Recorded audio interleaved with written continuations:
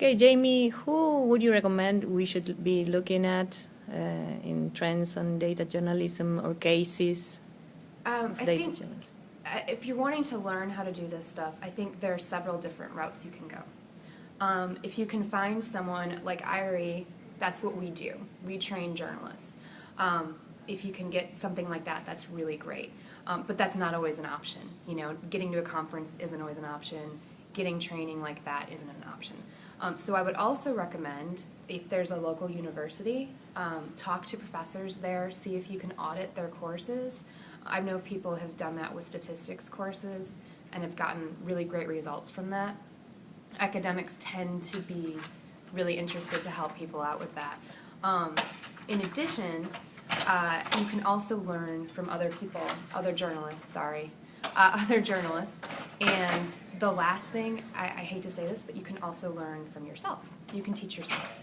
And many people who are used to doing this, that's what they've done. They've taught themselves how to work it. Actually, I'm very self-taught. A lot of what I've learned is very self-taught.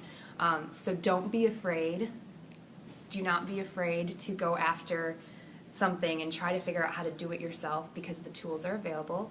Also, you know, if you can't get to where there's training, I recommend getting on the Nicar listserv.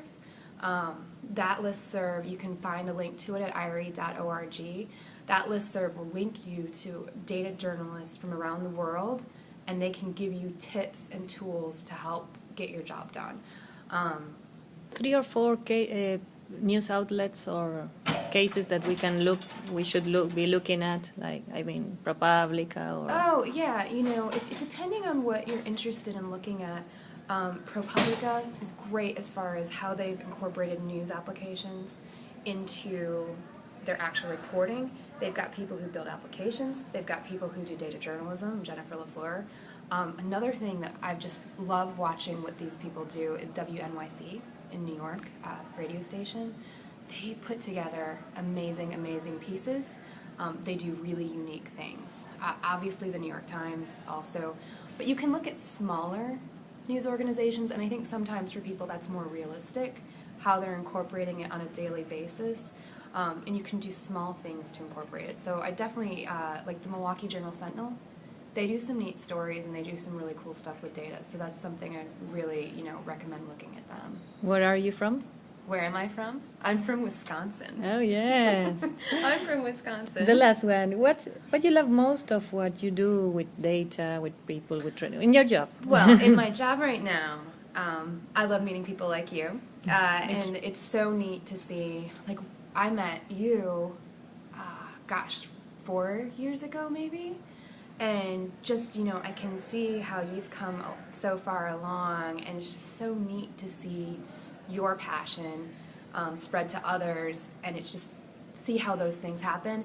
I love sitting in a class teaching Excel, and someone just lighting up, you know, like, it's like, oh my gosh, why didn't I have this months ago? Like, you changed my life. You're right, and it's, you know, Yes. and it's like so exciting to see that. And then I really do miss doing the journalism. I miss doing the journalism myself, but it's like, you know, I do a class. You're projecting journalism through Right. through others. Right, and so if I teach a class with 24 students, and those 24 students go and do journalism that maybe is better than it would have been before, you know, that's okay. So I really like that. I really like the people I've met, and as you know, I love data. I love looking at data. I still love searching for information. I still love information requests. I still do that for myself, just because I'm curious. So never stop learning, and I still get to learn a lot. Okay, thank you, You're Jamie. welcome. Thank you.